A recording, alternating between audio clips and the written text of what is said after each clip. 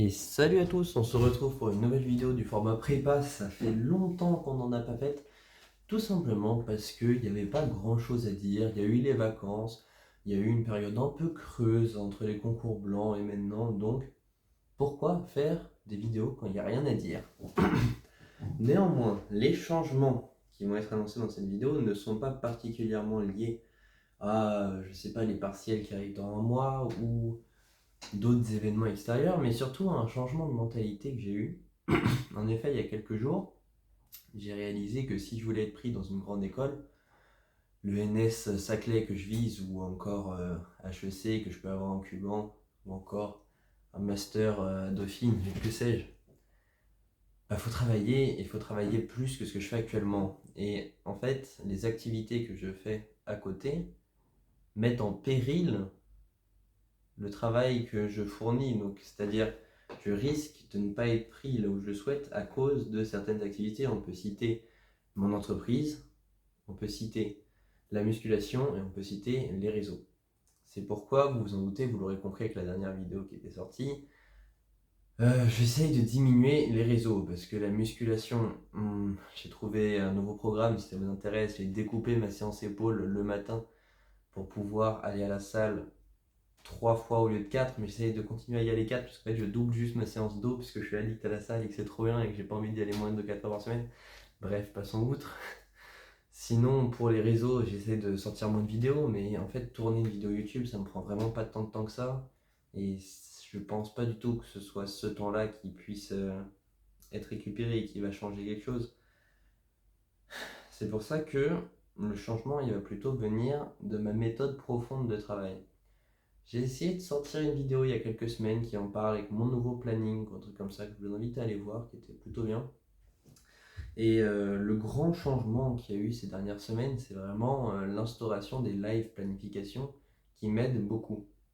Parce que remettre le moment ou de réflexion à qu'est-ce que je dois faire à plus tard, c'est à chaque instant déjà stresser et du coup émettre plus de cortisol et c'est plutôt malsain notamment pour la fatigue, etc.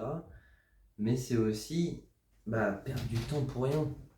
Donc si on s'organise, moi personnellement ça va être peut-être le samedi soir ou le dimanche soir, pour toute la semaine, que tu cadres bien tout. Vous pourrez voir mon agenda, il est très rempli parce que je mets qu'est-ce que je dois faire à chaque moment, que ce soit mathématiques ou que ce soit repos, tu vois, ou lecture, etc. C'est vraiment quadrillé. Chacun va percevoir ça d'une manière différente. Il y a des personnes qui vont vraiment apprécier être comme ça dans un cadre militaire où tu décides pas. Il y en a d'autres qui vont au contraire se sentir peut-être oppressés et vont préférer avoir beaucoup plus de flexibilité. Ça dépend des caractères. Moi, si je ne sais pas exactement quoi faire, je vais avoir tendance à vraiment perdre en productivité de fou.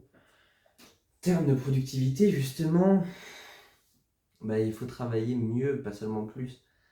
Du coup, j'ai testé la méthode Pomodoro, j'ai testé le deep work. Qu'est-ce qui va le mieux? Je ne sais pas exactement. Je pense que pour moi, le mieux c'est le deep work parce que j'ai beaucoup de mal à me reconcentrer. Et du coup, le Pomodoro où tu segmentes avec des pauses, ça me correspond peut-être un peu moins bien. Je connais énormément de personnes qui utilisent le deep work en phase de 3 à 5 heures et c'est quand même plus dur à tenir. J'ai essayé de faire une phase de deep work de macroéconomie. C'est dur, au bout de 2h30, 3 heures, ton cerveau a envie de partir. C'est-à-dire vraiment, j'écrivais beaucoup plus vite, j'écrivais beaucoup moins bien, je faisais plus de fautes. Et ça, à mon avis, c'est juste en pratiquant, plus tu vas faire de phases de deep work, plus elles vont être longues facilement. Et au début, il faut commencer par 3 heures. Mais bon. En tout cas, cette vidéo, c'est un peu l'annonce que, après seulement 6 mois, enfin, je sais pas depuis combien de temps l'année a commencé, mais un peu trop longtemps à mon goût, je vais essayer de vraiment me remettre sérieusement à la prépa. Non pas que je la prenais pas sérieusement ou à cœur, mais que je pense que c'est important de se relancer. Dans cette période de l'année où il fait froid, il fait moche, où la démotivation prône, c'est probablement important d'essayer de se recadrer, de se refixer, de se remémorer de ses objectifs et de se dire je sais pourquoi je le fais, alors je vais prendre sur moi pendant X années et travailler. Un de mes plus gros problèmes, c'est que je sais pas fondamentalement pourquoi je le fais. Être pris dans une grande école, c'est très beau, c'est très bien, mais fondamentalement, ça m'intéresse pas tant que ça. Et c'est pour ça que j'ai énormément de difficultés à travailler en réalité. Et je travaille plus que la majorité. Pourquoi? Parce que, il y a une pression sociale, entre guillemets, qui me pousse, mes amis, ma famille, à travailler. Et tu vois, t'as toujours la peur de décevoir, mine de rien, c'est pas négligeable. C'est pas non plus un mauvais moteur, je dis pas le contraire, hein, ça me pousse à travailler, c'est plutôt bien. Mais ce qui me plaît concrètement, c'est YouTube. Si j'en faisais qu'à ma tête, j'aurais arrêté les études après le lycée pour devenir youtubeur, mais il est très probable que ça n'ait pas marché. Et en plus, bah, la plupart de mes vidéos sont axées réflexion, et il n'y a rien de mieux que la prépa pour, entre guillemets, améliorer sa réflexion. Je me suis jamais mieux senti qu'en prépa pour la simple raison que j'apprends une quantité de choses phénoménales. Et vraiment, ça, je le répéterai souvent sur la chaîne, mais aller en prépa, c'est merveilleux. Alors, la question se pose toujours, est-ce que je fais la prépa pour acquérir les informations, pour aiguiller ma réflexion, enfin, pour étayer ma réflexion plutôt, et donc simplement pour le contenu, ou est-ce que je me fais la prépa plus sérieusement, probablement, parce que si tu as vraiment l'objectif concours, à mon avis, tu vas te donner plus, même si ça reste à nuancer, je sais pas, c'est vraiment dur de prendre parti de ce côté-là. Mais si je le fais pour une grande école, probablement que j'aurais tendance à travailler plus. Les personnes qui meurent d'envie d'aller dans une école probablement vont travailler plus parce qu'il y a l'aspect compétition avec les autres qui est quand même très stimulante, on va pas se mentir. Bref, vous allez me dire, ça fait 6 minutes et on n'a absolument rien appris. C'est vrai et ça me désole un peu parce que c'est le cas de la majorité de mes vidéos en réalité. C'est des vidéos assez creuses. Et j'aimerais justement que, grâce notamment aux matières culture générale et macroéconomie, où en fait on apprend dans les deux matières énormément de culture générale, j'aimerais que ça m'aide à argumenter, à donner plus d'exemples, à faire des formats réflexion moins creux, où je me répète moins, plus organisé. En fait, un format réflexion, c'est un peu comme une colle de culture générale. Et le fait de faire ce format réflexion quotidiennement, je suis certain que ça m'aiderait beaucoup pour l'école de culture générale. Mais le problème, c'est qu'il me manque cette même culture. Dans les annonces que je fais dans cette vidéo, qui arrive après seulement 7 minutes, c'est que je vais essayer de lire là 2 livres par semaine, mais ça va passer à 1, c'est parce que j'ai du retard à rattraper pour l'instant. Que je vais essayer de travailler, là la moyenne de mon planning c'est 9 heures par jour. Et je vais essayer de monter à 11 heures, parce que je pense que l'idéal c'est 11 heures.